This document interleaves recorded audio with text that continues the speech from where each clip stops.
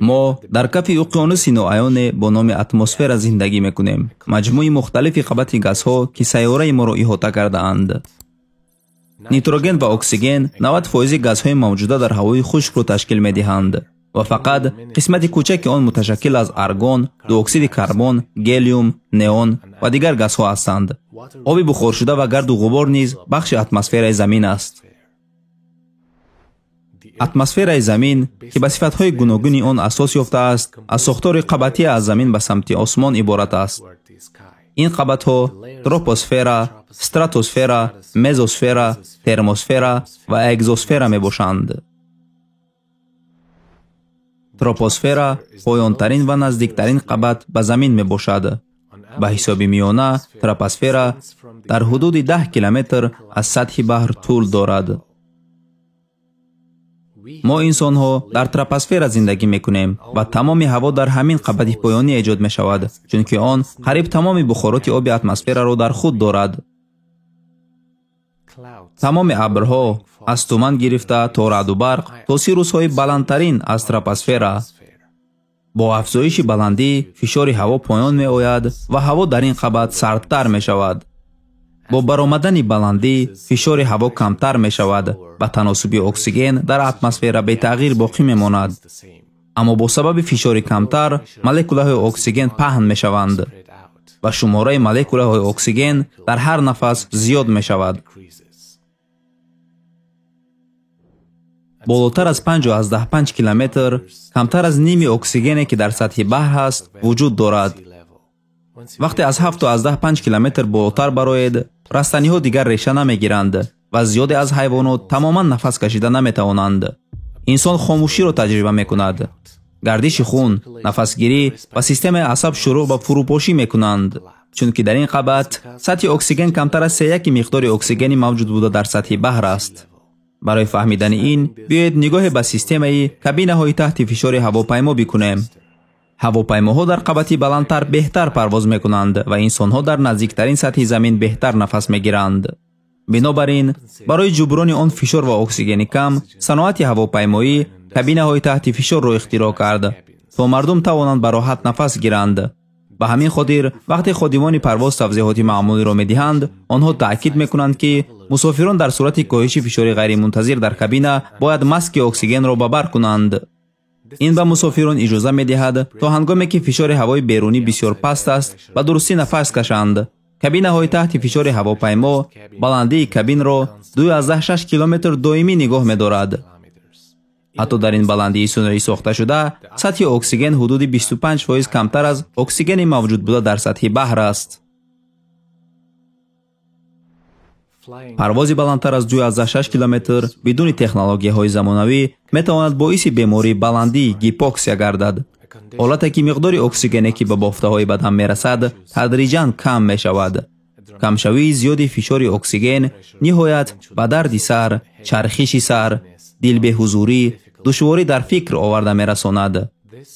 он ба зудӣ сабаби беҳушӣ ва марг мешавад. маълумотҳои таҷрибавӣ таҳлил ва таҷзия кардааст ки марде ки аз оксиген маҳрум аст ва таҳти таъсири гипоксия қарор дорад, ба чанд муддат метавонад ба шароити изтирорӣ канор биёяд. ва натиҷаҳо нишон медиҳанд ки дар баландии 25,000 қадам фард метавонад 2 дақиқа фикри дурусту амал кунад ва 3 дақиқа хомӯш бошад. ин муддати вақт дар баландии 30,000 қадам ба 45 ва 75 сония поён меояд ва танҳо 18 ва 30 сония дар 40,000 қадам мешавад. илова бар ин, агар кӯҳи эверестро ба назар гирем, дар қуллаи он нафас кашидан чанд дақиқае тӯл мекашад. ин бар он далел аст ки дар баландии 8848 метр миқдори оксиген дар ҳар нафас баробар ба 3/1 оксигени мавҷуд буда дар сатҳи баҳр мебошад.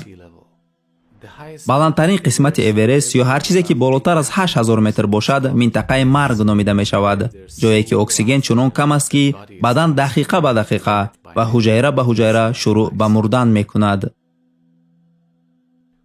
ба ҳамин далел кӯҳнавардон бояд маски оксигени худро дар баландии болотар аз 7000 метр ба бар кунанд. системаи оксигени онҳо на танҳо аз нафасгир шудан гипоксия монеа мешавад, балки бо кӯмаки оксиген онҳо тезтар ҳаракат мекунанд ва вақти камтарро дар минтақаи марг мегузаронанд. бо вуҷуди тамоми ин иқдомот, кӯҳи эверест солона ҷони бисёре аз кӯҳнавардонро бо далели фаъолиятҳои шадид, будани тӯфонҳо ва камбудии оксиген мегирад. мо бояд ба хотири таносуби идеалии оксиген ки иҷоза медиҳад ба роҳат нафас гирем ва дар замин зиндагӣ кунем сипосгузор бошем. байни фишорҳои эҳтимолии ҳаво ва нисбати оксигенҳои мумкин дар он ва дунболи миқдори диҷиталии лозимӣ барои вуҷуди ҳаёт, қавсе ки бар он рӯбарӯ мешавем воқеан бисёр маҳдуд аст ва таҳқиқи бисёр лавозимот барои боқӣ мондани ҳаёт дар ин қавси борик қатъан ба тарҳи бенуқс ишора дорад. ва барои афроди аҳли фаҳм ин нишонгари он аст ки чунин сохтори шугуфтаангезе ки вуҷуди ҳаётро дар замин имконпазир месозад, устувор ба як серияҳои иттифоқии тасодуфӣ нест, балки як тарҳи огоҳона тавассути холиқи хиратмандро нишон медиҳад. ва ин ҳақиқат 14 қарн пеш дар Қуръон баён шудааст, ҷое ки Аллоҳ субҳанаҳу ва таъола мефармояд: ҳар касро Аллоҳ хоҳад ки ҳидоят кунад, дилашро барои ислом мекушояд, ва ҳар касро ки хоҳад гумроҳ кунад, қалбашро чунон фурӯ мебандад ки гӯё мехоҳад ки ба осмон боло равад. ба ин тавр Аллоҳ ба онҳое ки имон намеоваранд палидӣ мениҳад.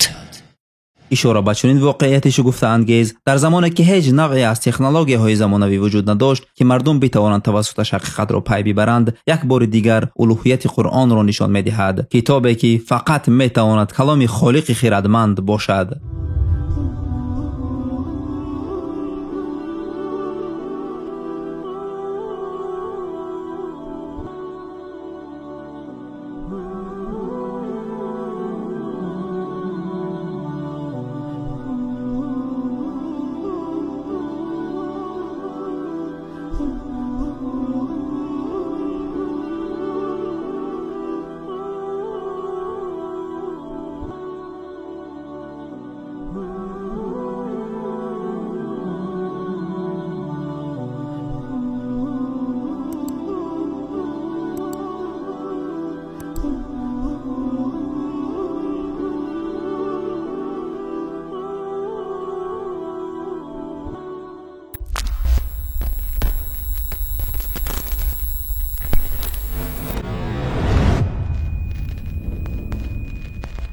از آنچه راضیتان دادیم در راه الله صدقه کنید، پیش از آن که یکی از شما را مرگ فرا رسد و بگوید ای پروردگار من، چرا مرگی مرا اندکی و دیرتر نینداختی تا صدقه دهم و از شایستگان باشم؟